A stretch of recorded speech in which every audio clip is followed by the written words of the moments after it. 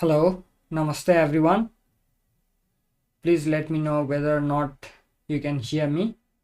So let's wait few minutes for others to join.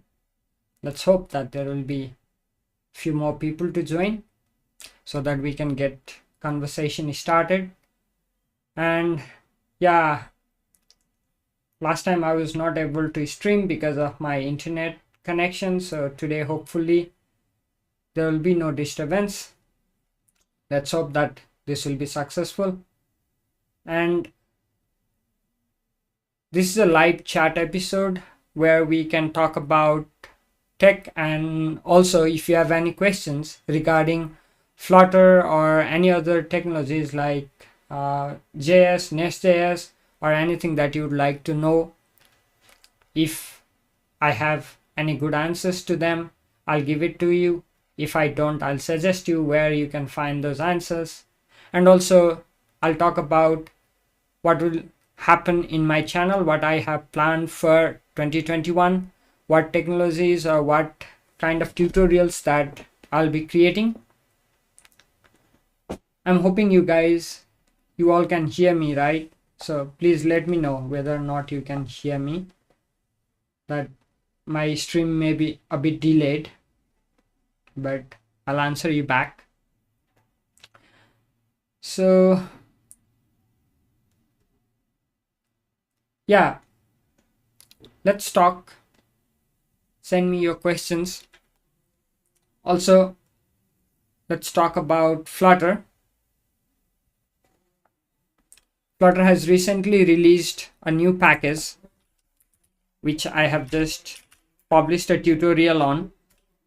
So, integration test. If you have seen my tutorial, you know this integration test package, I hope, or I believe it's a replacement for Flutter driver that we previously used to write integration tests, and it is a lot more easier, and it is compatible with Flutter drive as well as native Android instrumentation testing, which I'm yet to review. So I'll provide next tutorial regarding Android instrumentation testing using Firebase Test Lab as well. So that I'll try first. I need to try it first. I have just demoed the instrumentation test. And thank you everyone for coming in the stream. Okay, I believe I have started getting questions. First, Navneet, how can I implement typing indicator in chat app using Firebase and Flutter? It's a matter of choice, but Firebase, as you know, it's a real-time database. You can use Firestore, and for every chat you create a chat document, right? Inside a chat collection you create some kind of chat document. Either it's a group chat or a one-to-one chat, you have a chat document relating to that chat. And in the chat document you have which users that are related to the chat. You already know which two users are related to that chat, or let's say talk about one-to-one chat, you already know which two users are related to that chat, and you have the IDs for those two users, right? And what you can do is you can add a boolean value. You can add some boolean value where you can indicate whether or not user 1 is typing and second user 2 is typing, and it can user 1 and 2 can get more and more users if you have group chat, right? So when you have that indication, and in the Flutter app what you do is whenever user starts typing, that you can implement when user starts typing, you get on change event on your text box, right? And whenever users start typing, you set the user is typing, that boolean you set in database to true, which you can subscribe to in the chat UI so that you can display that following user is typing. And next,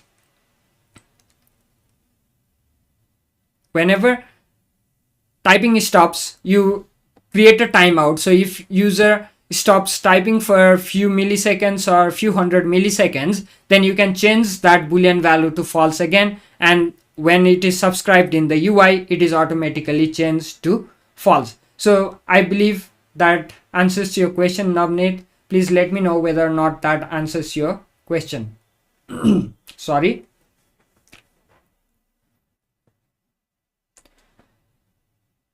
Sriman Arjun. Okay. I have not yet used GetX, but I believe it's a quite good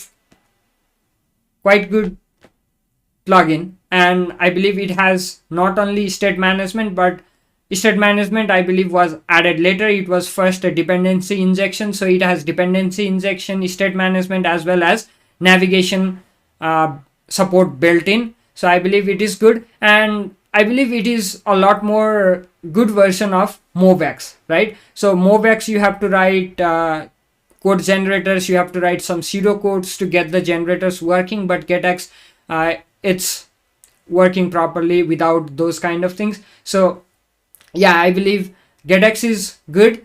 So if I have time, and if I think that GetX is a good suit for some of my projects, then I'll get back to you guys with GetX tutorials as well. But for me to make any tutorials, what I do is I use them. If I find it useful for myself, only then I create tutorials, because I don't want to make tutorials on things I don't find it useful myself and mislead you. So yeah, thank you, Sriman, for your question.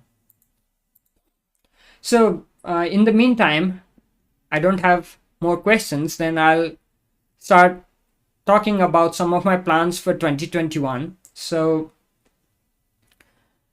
I hope 2021 is going to be a good year for me in YouTube, and really I'm really happy that I have your support. I started from 100 subscribers and I have reached 5k subscribers, and for me that's a huge, right? I'm not doing full-time YouTube. I have other jobs. Even then, you guys have loved my tutorials. You all have loved my tutorials, and you have given me good feedbacks. I hope I have also been improving myself. So thank you guys for that, and I have a good plan for 2021 as well. So yeah, Flutter. Talking about Flutter in 2021, definitely I'll have more tutorials on Flutter, and more like maybe complete app tutorial series like I have done previously, but updated versions using latest updates and technologies, right? So I'll be adding more Flutter. Yeah, I know there are tons of Flutter tutorials on YouTube, but you have loved my tutorials, so I want to add more.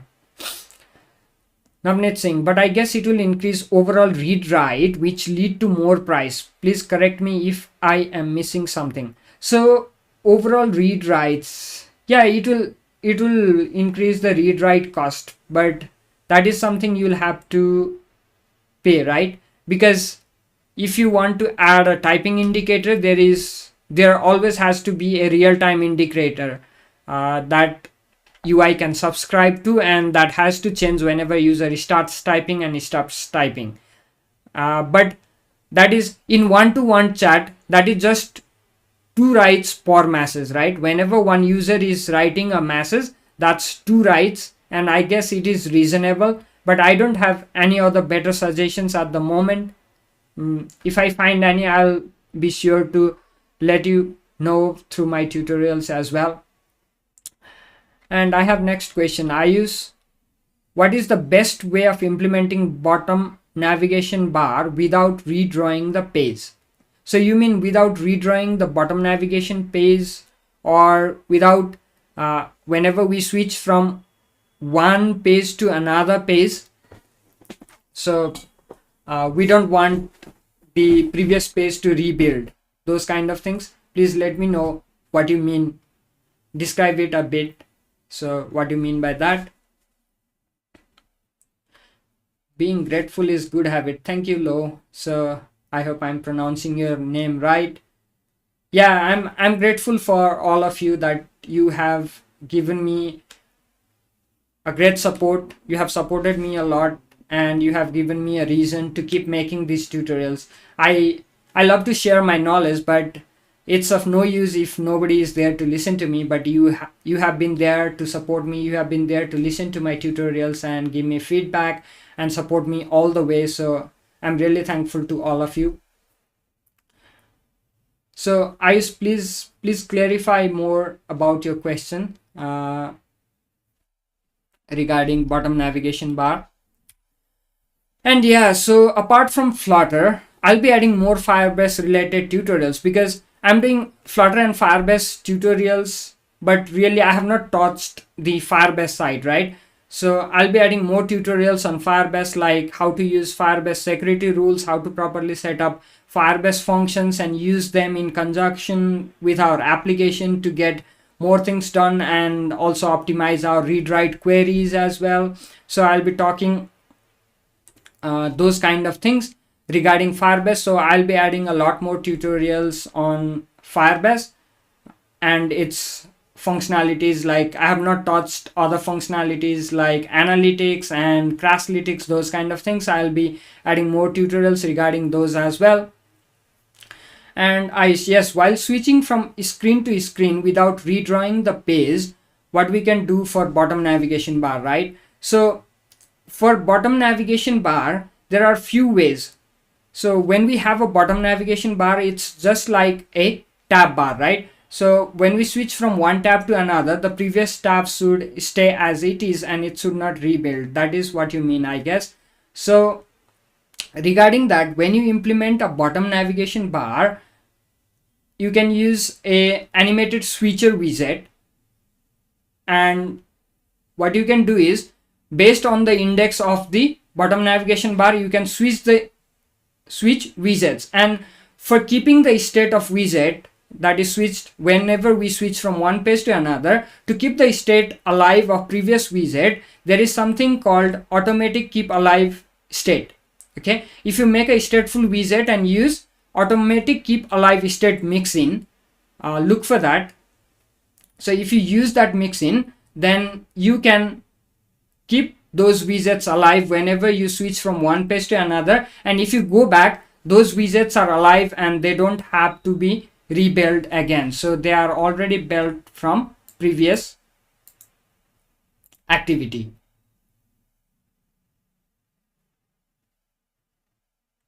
Okay, I hope this answers your query, Ayush. Please, if it does not, please let me know. And regarding more, so Firebase, and yes, I will continue with AppWrite tutorials, and I'm waiting a bit for AppWrite to release 0.7 version. I hope it's near. With me talking to the team, it's really near. It's approaching to the release state. But yes, I'll be adding more AppWrite tutorials because I find AppWrite a good replacement for Firebase or self-hosted versions of your own backend that is easy to set up and easy to get started with.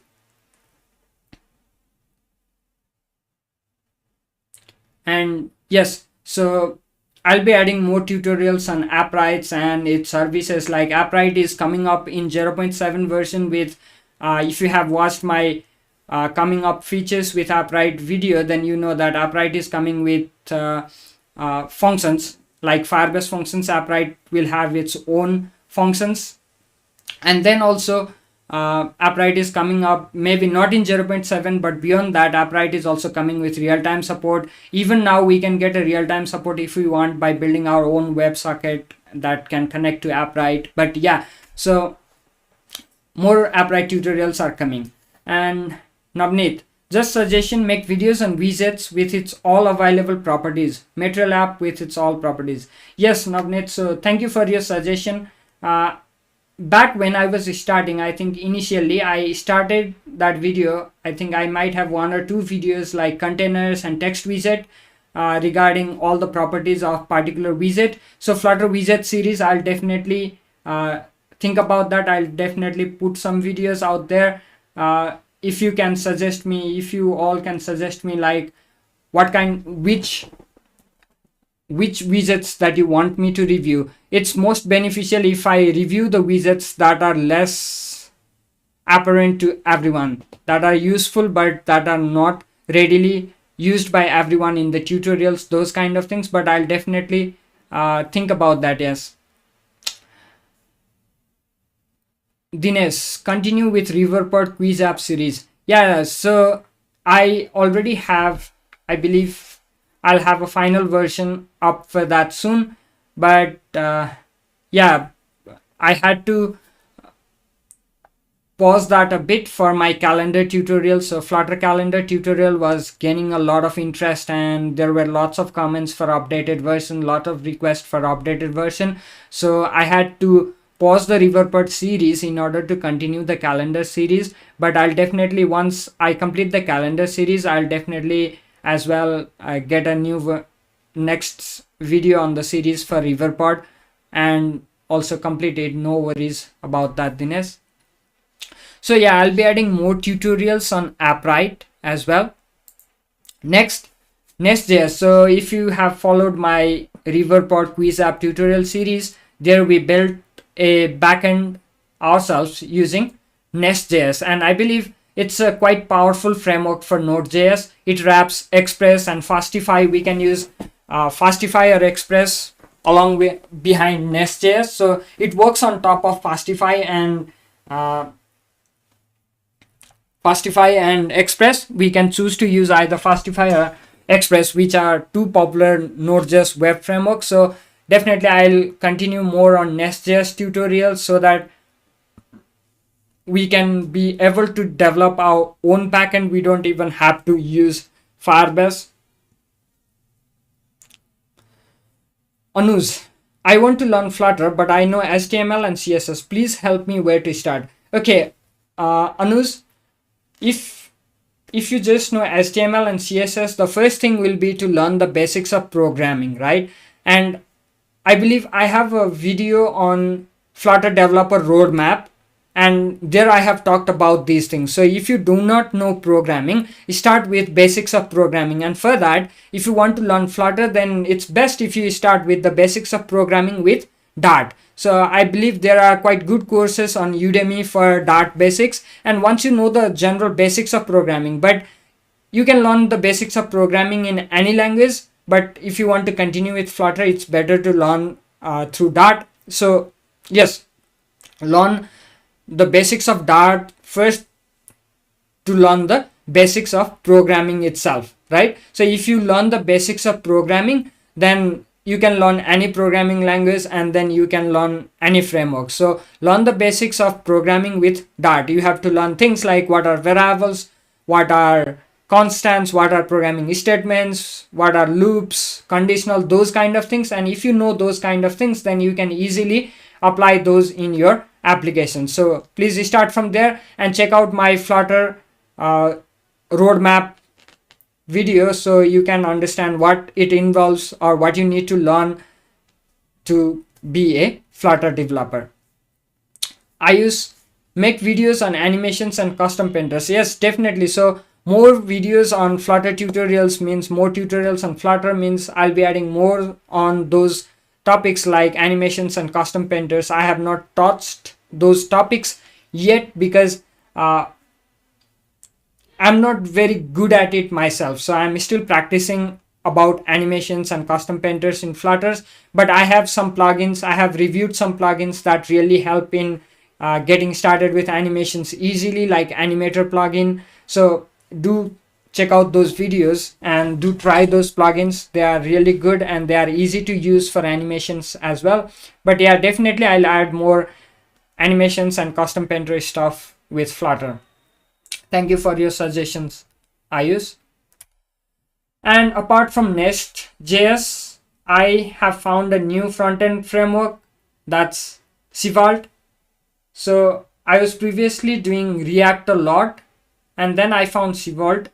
It's a lot easier framework to start with. If you just know HTML, CSS and JavaScript, you can easily start with Svelte. But it is not the case with Vue.js and React.js because they have lots of learning curves. So I'll be adding more Svelte tutorial. I have added one, that is GitHub profile visualizer with Svelte.js. So you can check out that. You can get to know the Svelte framework by going to svelte.dev. Yeah, so please try Svelte once. If you like frontend, if you like working with frontend frameworks, if you like working or developing frontends, so do try Svelte framework. Anush, I'll do it. Thanks for helping. No problem, Anush. So I'm here because you like me, you like my views, you like my tutorials. So I'll definitely keep on adding more to those, and I'll definitely keep on making more, sharing with you guys as I learn. So I share with you what I learn and what I use in my day-to-day work. So I'm working as a Flutter developer, and I develop apps, and I put whatever frameworks, whatever technology that I work with. So yeah, I'll be adding more to those tech stack. For 2021, I'll be adding more tech stacks in my tutorial. So finally, the last one will be Tailwind CSS. If you know frontend, if you know HTML and CSS, then this is definitely a framework that you need to check out. Anush, I suggest you check out Tailwind CSS as well. So Tailwind CSS helps us by not having to write CSS. We don't have to write CSS. We just use HTML classes, and it's a utility first framework, and it's quite capable to use it to develop any kinds of websites or any kinds of web layout using Tailwind CSS. I'm trying it right now. I'm making few of the layouts that you can find in my GitHub. So I'd like to show them.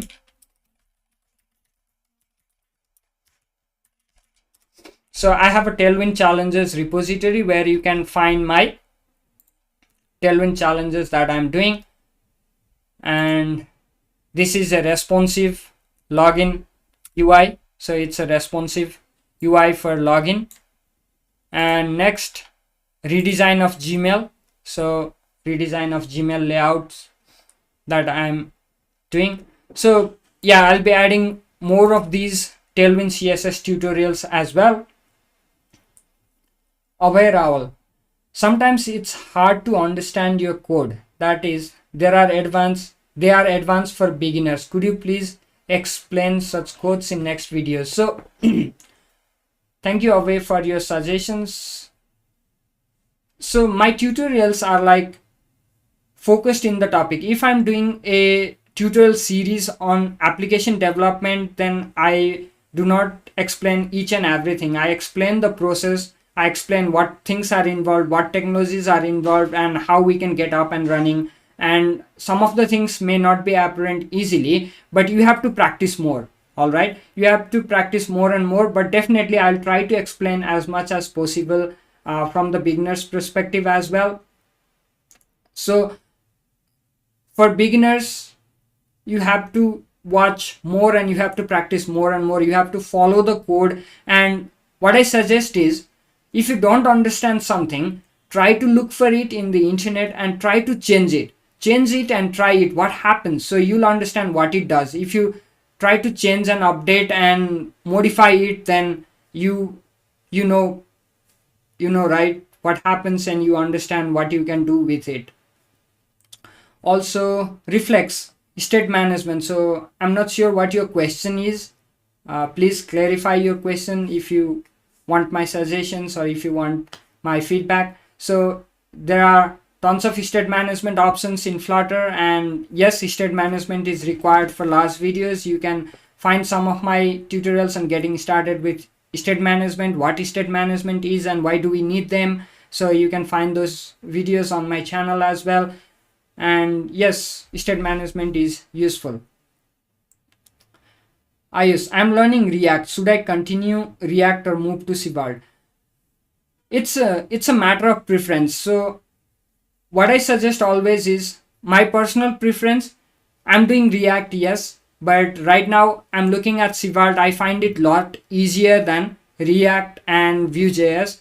So I'm definitely trying Svelte, trying to build my new projects with it. But for you, what I suggest to anyone is, don't just use a framework or learn a framework just because I said so or somebody said so. Try it yourself. So try React and then try Svelte. Whichever speaks to you, whichever you feel comfortable with, you should continue with that. So if you are learning React, definitely try Svelte once, and whichever you feel comfortable with, I think that's the best option. Svelte itself is gaining a lot of popularity in the community, so I believe it has a tons of potential.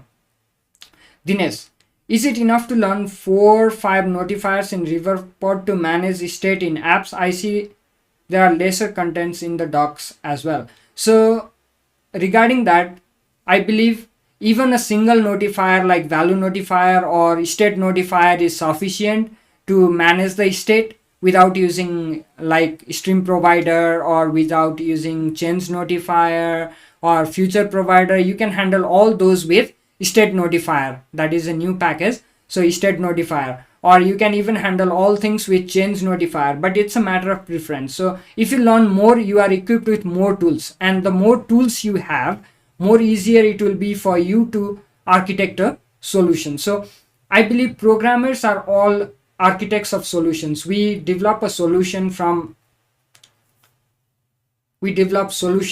for a problem. So whenever we have more tools in our tool belt, we'll be able to use them whenever required. So if you know that there is a future provider, instead of creating a value notifier or a change notifier or a state notifier, you can simply use future provider, right? But definitely you can do all things with even 2 or 3 notifiers or providers in Riverpod, but it's better to learn more to equip yourself with more tools.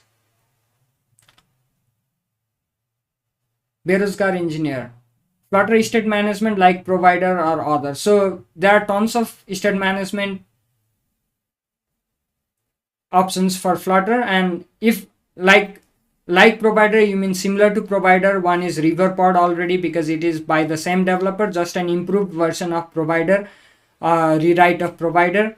And then there is GetX, which I believe is also great. I have not used it properly yet, but I have just tried it. Basically it looks great. And then there is Block is also, I believe, beautiful and useful because I believe it's the most popular after provider. Block is the one very popular one. So you have tons of options. Again, here what I suggest is try few of them and use the ones that are really easy for you to understand and implement and get things done. So if you can do things with Riverpod, then stick with Riverpod. You don't have to know GetX, you don't have to know Block.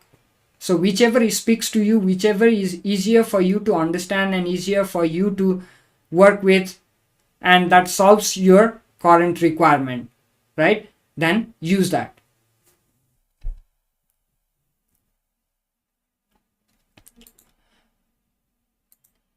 So yeah, these are the new technologies that I'll be talking about in my channels. Soon I'll have more videos regarding them. This is my plan for 2021. Also, what I like from all of you is that provide me feedbacks, like if you have found out any technology or any framework or any language that you would like to learn, that you think is good for something, that you think is good for creating some solutions, right? If you think any frameworks or any open source software or any language you think that is good for you, that is good for some solutions, for architecting some solutions, please let me know, provide me those so that I may review them, and if I find it useful, then I'll create more tutorials on those too.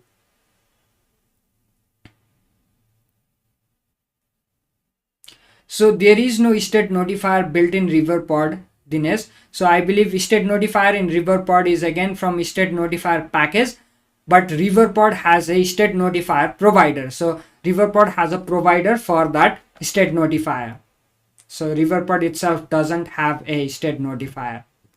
I think you can see in the documentation that it's using state notifier as a dependency. If you check at the POV spec for Flutter River Pod, you can find, I believe you can find state notifier as a dependency there.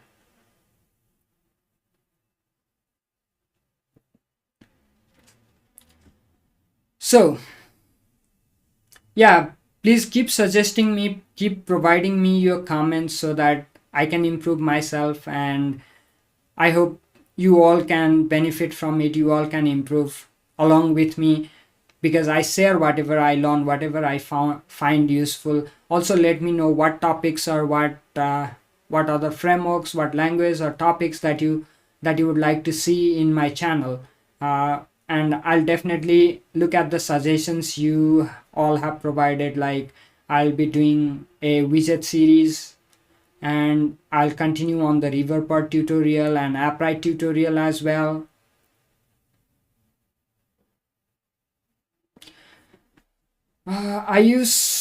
What about creating RESTful web API with Dart? So I have not explored that yet. I'm not sure. I believe there is some framework in Dart as well for writing backend, but I have not explored it. I have not tried it yet. If I have time, I'll definitely think about it. But you might be thinking, like, if I know one language, I want to stick to that language and do everything in that language. But my suggestion is that try out bunch of different languages, try out bunch of different frameworks, and stick to few of them. Get really good at one or two of them, but stick to few of them, because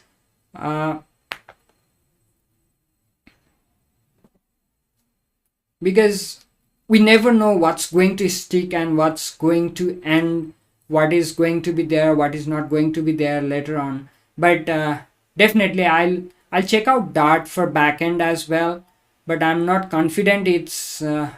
I'm not sure. I have no idea about it yet. I have not explored that. Anuj, start tutorials in Hindi if possible. So Anuj, I'm not good at Hindi.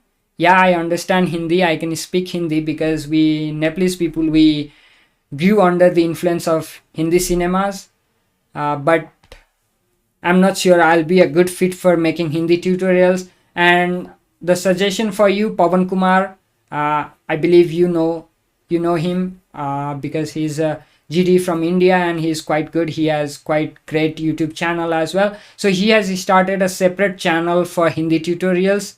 So I suggest he should have a really good tutorials in Hindi. And I don't think I'm a good fit for making Hindi tutorials because I'm not the native speaker. So yeah. Hi Grace, thank you for being here. Dinesh, create UI videos with voice explanations, no speed code. So yeah, thank you for your suggestions. I believe Flutter UI is not that complex. If you see like what one is writing, if you see the code and output, it is live reloading, you can see the output, what is happening with what code. I believe there isn't much explanation to do there, right? Sapadu Reddy, I'm sorry if I'm not pronouncing your name right. Thanks from Tamil Nadu. Thanks to you too. Thanks for being here and thanks for your support. I'm really happy you are supporting me, and mostly my viewers are mostly from India and US and Nepal, so I'm really grateful for you all. So it's great to have you all here.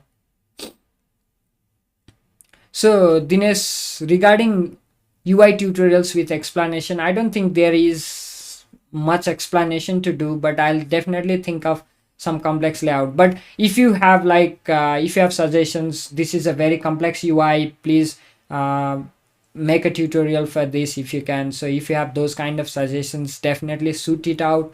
You can send those to me in Facebook or Twitter.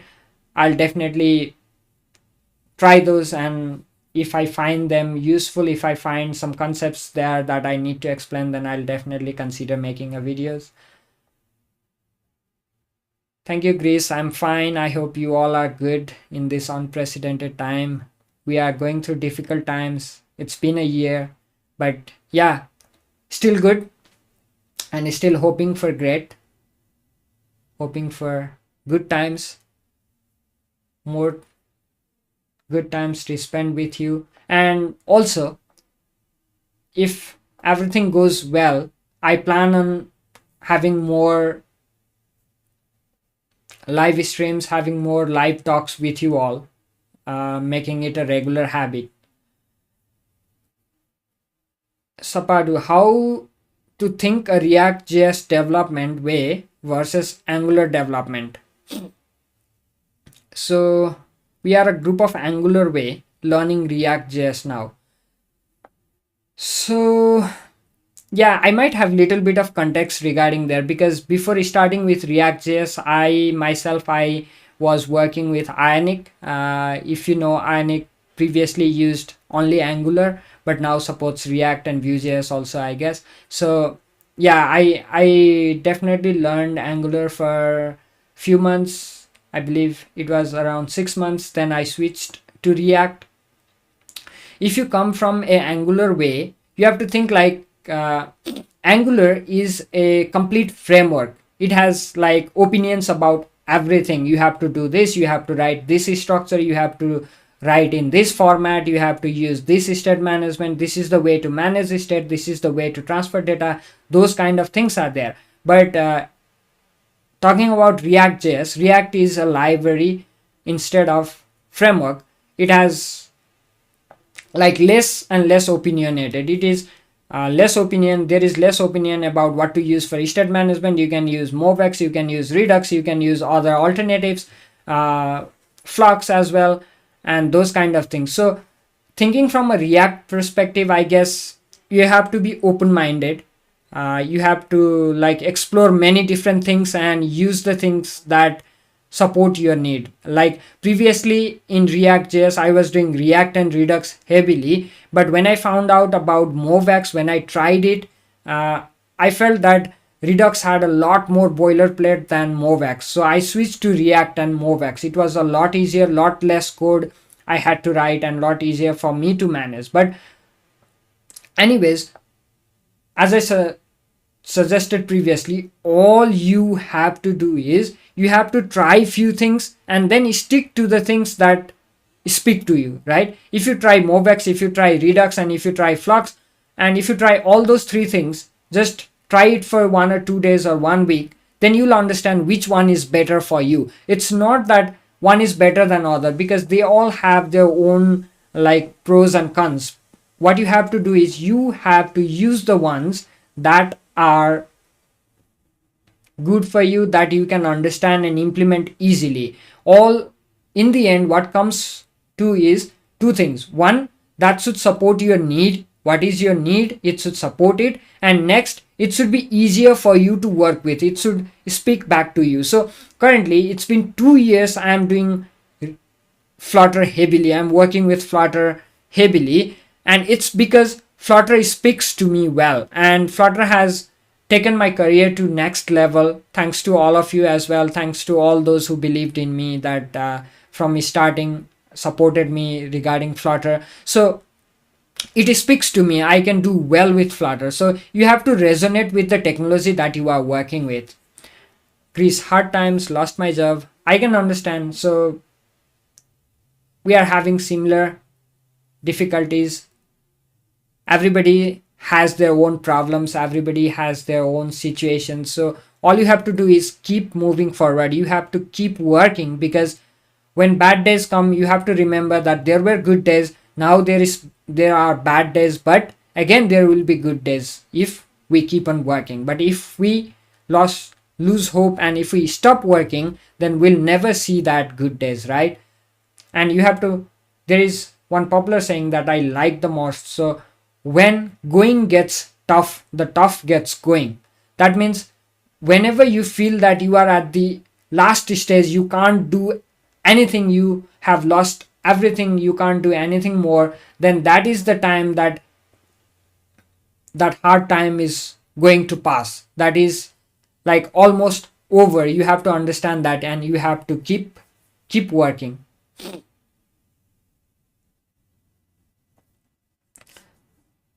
Thank you, Sapadu, for your support as well. Dinesh, when we need the core native Android code in our Flutter applications. Okay, so there are quite a few times that you need to work with native codes, right? Java, Kotlin, or even Swift and Objective-C. There are a few times. First one I can think of is that whenever you are integrating a plugin, like if you are integrating a camera plugin, then you might have to go to some native codes, like add some permissions in Android manifest, add some permissions in iOS as well, add some native capabilities in iOS, those kind of things. That is one.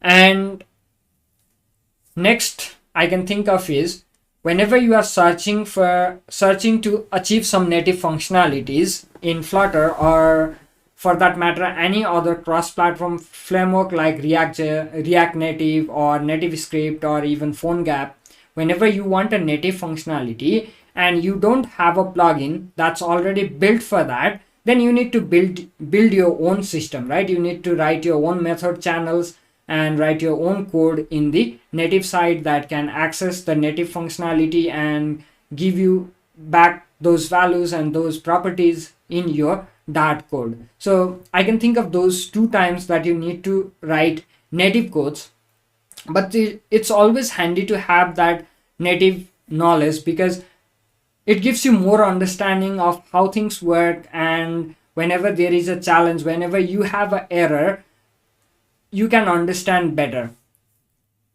Greece, thank you as well. I'm really happy that you have not lost your hope. You have just lost your job, but never lose your hope, because once you keep moving, then those days will come again. Those good old days, good beautiful days will come again. So all you have to do is you have to keep working, keep on doing. So I can tell you from experience that I have been developer for past 10 years now, but my real progress happened only back 2 years when I started working with Flutter. For past 10 years, for past 8 years before that, I've been working few projects here and there, but I did not even have a good portfolio. I have few clients. I was working freelance. I had few clients, but I did not have regular clients. I did not have regular paying job, but I was still determined that I will become a developer. I will not change my field. So I kept pushing it, and then when I found Flutter and when I started working with Flutter, it really paid me back. And not that I just started with Flutter and only Flutter helped me.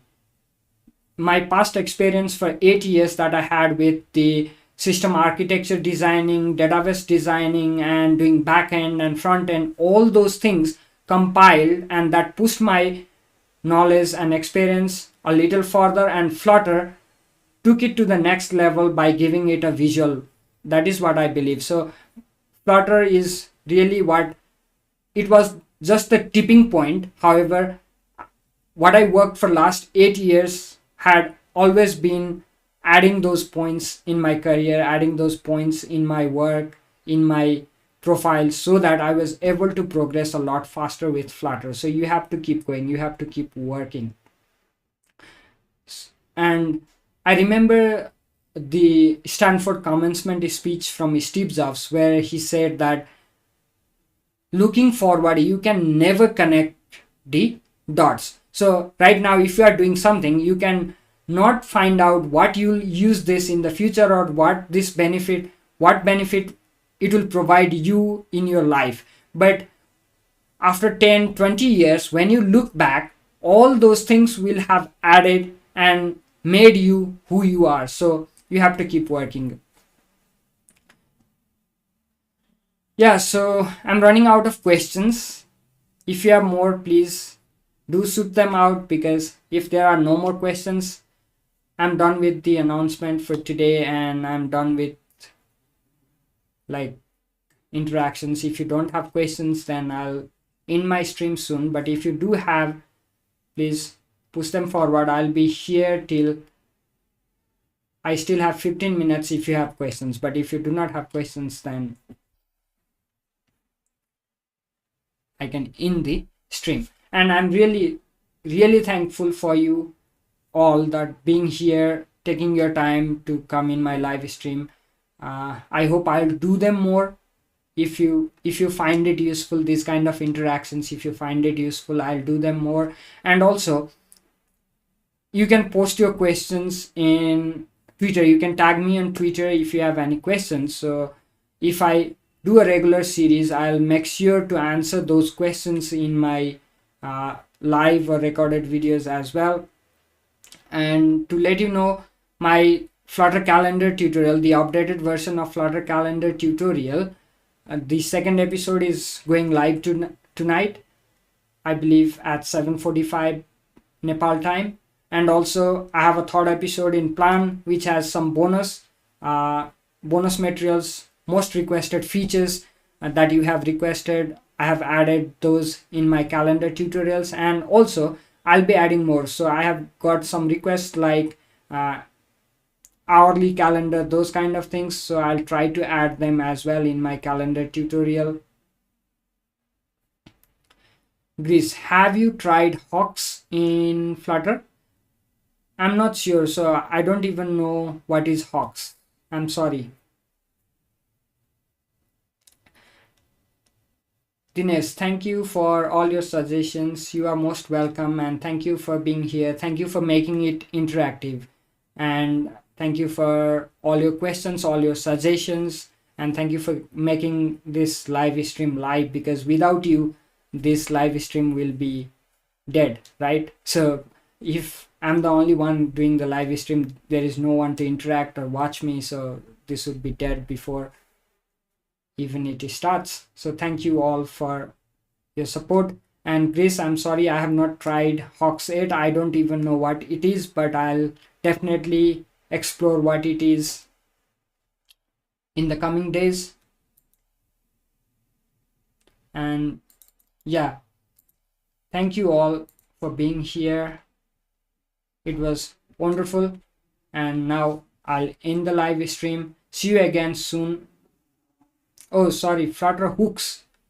Yes, I have tried hooks. I have not yet made any tutorials regarding hooks. That is because it can be quite difficult for beginners. Hooks is quite challenging for beginners, because I had quite a challenging time when I started working with hooks in React.js.